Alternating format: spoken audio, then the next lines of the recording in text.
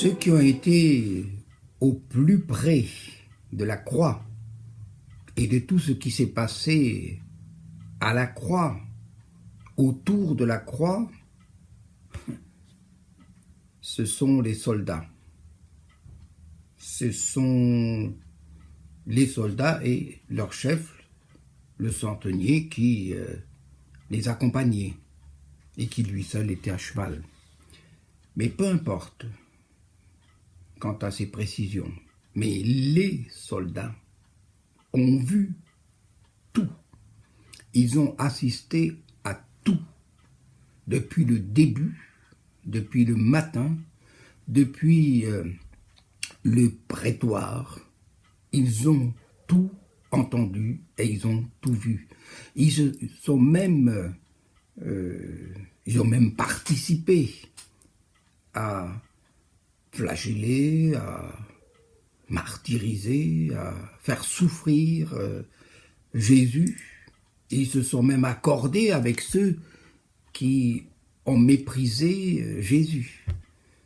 Les soldats, ce sont les premiers témoins de la mort de Jésus et qui ont accompagné Jésus depuis le matin jusqu'à la crucifixion et même au-delà. Et c'est pour ça que c'est intéressant de lire ce que l'évangile de Matthieu dit à leur sujet. Et c'est pourquoi je vous propose de lire dans Matthieu, l'évangile bien sûr, au verset 54 et aussi le verset 55. Mais surtout, non, on va lire simplement le verset 54, ça suffira pour aujourd'hui. Le centenier et ceux qui étaient avec lui pour garder Jésus, ayant vu le tremblement de terre, ce qui venait d'arriver, furent saisis d'une grande frayeur et dirent assurément, cet homme était fils de Dieu. C'est assez extraordinaire parce que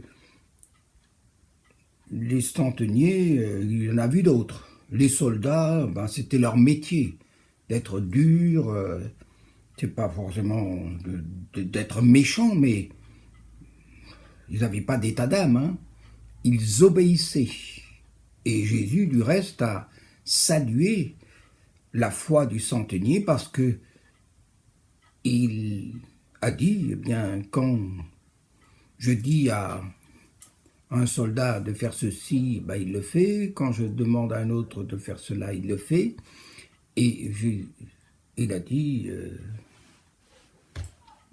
Jésus a salué sa foi, parce que la foi, c'est aussi une question d'obéissance. On fait confiance à celui qui commande. Et les soldats faisaient confiance aussi à celui qui commandait. En l'occurrence, le centenier. Et tous, ici, il n'y a pas seulement dans les autres récits, dans les autres évangiles, il y a, je dirais, que le centenier. Mais là, on dit le centenier et ceux qui étaient avec lui. C'est-à-dire, tous d'un commun accord, eux qui avaient participé aux flagellations, aux moqueries, aux mauvais traitements envers Jésus, à la crucifixion de Jésus comme de ces deux autres crucifiés. Il est dit, ils furent saisis d'une grande frayeur à cause du tremblement de terre. Mais surtout, eux qui ont vu toute la scène, qui ont vu tout ce qui s'est passé à la fin de la journée, ou plutôt à la fin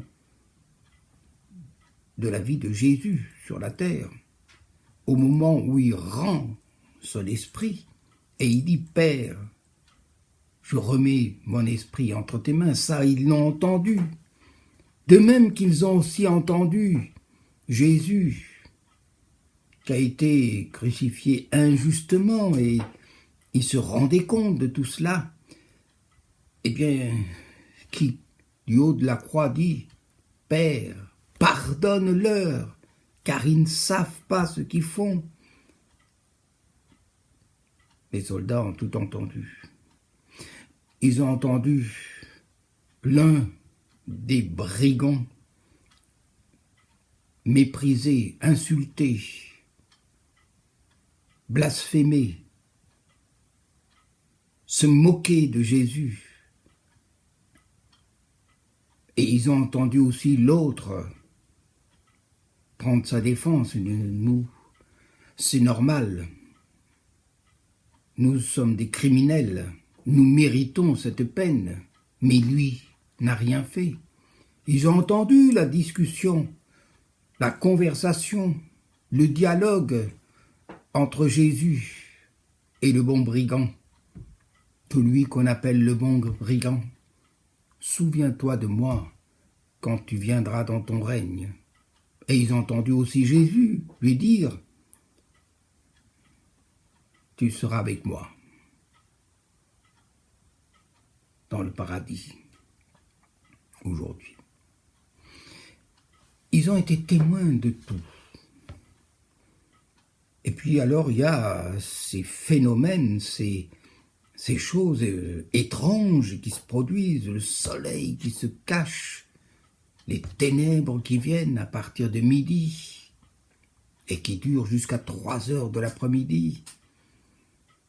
Ils ont aussi été effrayés par le tremblement de terre qui ouvre les tombes.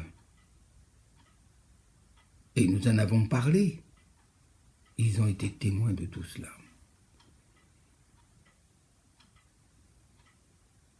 Et ce qui est assez surprenant, ils se sont fait une idée. Une opinion, non. Ils se sont fait une conviction.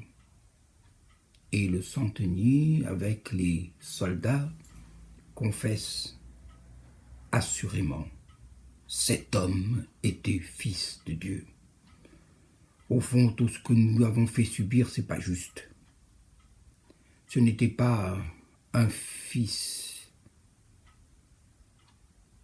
de Dieu, mais c'était le fils de Dieu.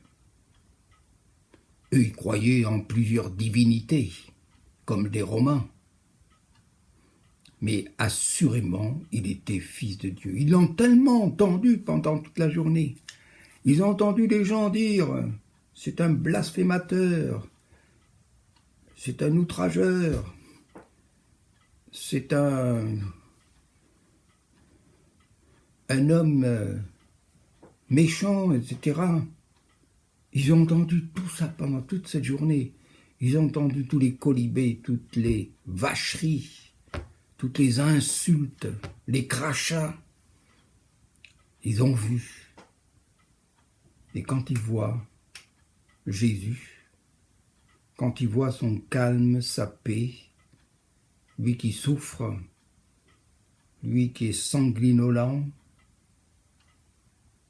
ils arrivent à ceci, avec ces événements qui arrivent, qui sont étranges, ils confessent assurément, cet homme est fils de Dieu. Ils sont païens. Ils ont cette révélation. C'est extraordinaire. Voyez, il y a quelque chose qui se produit et qui est étrange, qui est extraordinaire. C'est que ces hommes, après avoir martyrisé, c'est le cas de le dire, Jésus, mais devant son attitude, son comportement, lui qui est couvert de blessures et saignant de partout, écorché de partout, il y a quelque chose qui émane de lui. C'est la présence de Dieu.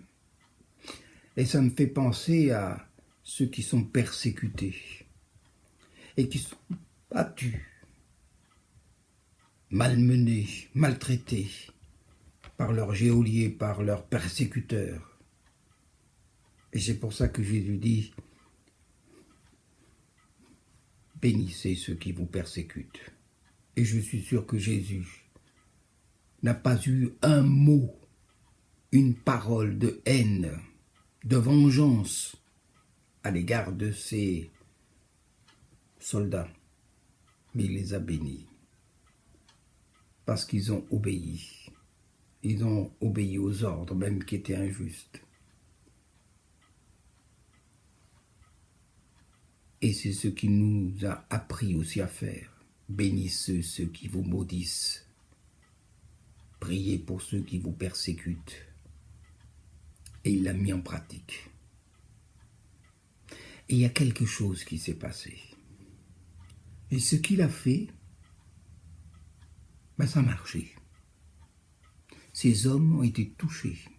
Eux qui lui faisaient du mal, ils ont été touchés. Et ils se sont convertis. C'est les premiers convertis de la croix. Ce sont le centenier et ses soldats. Il a prié pour eux. Il les a bénis. Et pour ce qui concerne chacun d'entre nous, c'est exactement l'attitude qu'il faut observer. Elle sera riche de bénédictions.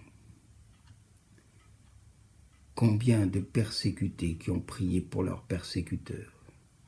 Et un jour, ces persécuteurs se sont convertis, leur ont demandé pardon. Mais d'abord, c'est eux-mêmes qui leur ont pardonné leur injustice. Je suis toujours émerveillé de la puissance, du pouvoir que Dieu nous a donné par le pardon. C'est d'ailleurs l'appel.